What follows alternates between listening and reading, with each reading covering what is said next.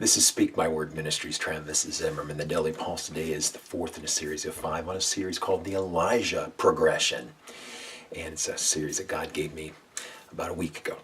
And I love how he laid it out. The first thing in Elijah is Elijah of the Old Testament, if you didn't see the first episode. But Elijah is a prophet of God, the only one left to talk to the pagans and the Israelites and bring them back into relationship with him. So Elijah, the first step is Elijah has a mountaintop experience.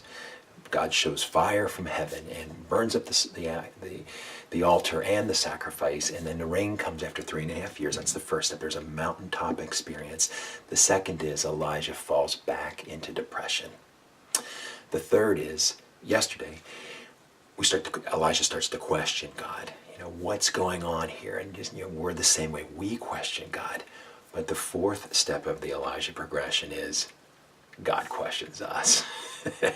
This is really an amazing account here as God talks to Elijah, because Elijah, I wouldn't say he's getting lippy or anything, but Elijah is what's going on here? And this is what God says in 1 Kings 19, verses 11 to 14.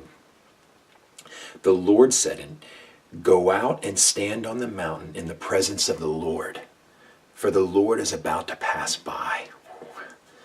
Then a great and powerful wind tore the mountains apart and shattered the rocks before the Lord. But the Lord was not in the wind. Can you say that out loud with me? But the Lord was not in the wind. He was not in the wind.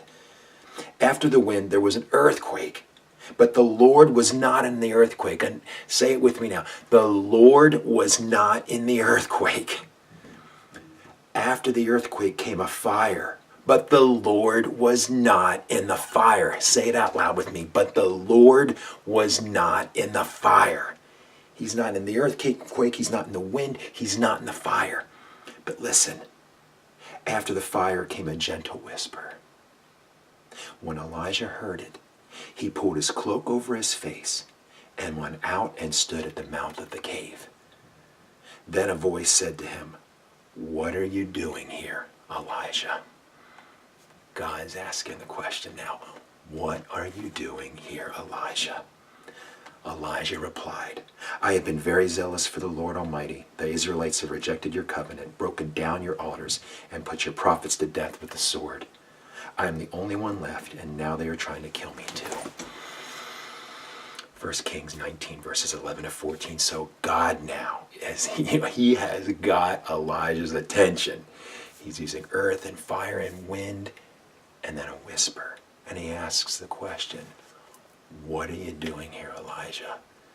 And I'm guaranteeing at this point Elijah is reframing his question, and certainly his heart's changed. He may ask the same question they asked before, but it's of a different attitude. And where I take that today for us is, I want you to personalize God's question there to yourself. What are you doing here, Sally? What are you doing here, Darren? What are you doing here, Eric? What are you doing here, Travis? That's what God's asking us. What are we doing here? And that's the question I want you to pray about today and consider is, why does God have you here? We know the first 2 commandments, of course, are to love God and love others. Get it? Yes, absolutely. But why does God have you here? Is it that you can be a mentor in someone's life? Is it so you can help support a cause, a nonprofit organization that's doing God's work? Is it so you can, literally looking out my window, you can shovel the walk of your neighbor who's not able to during the winter time? Whatever that is, I'd like you to consider that question in prayerful thought and meditation. Why am I here? Why does God have me here? And the question we'll consider tomorrow is, what are you going to do about it? So again, today is, why are you here? And pray about it and give Jesus the glory in his name, Lord. Amen.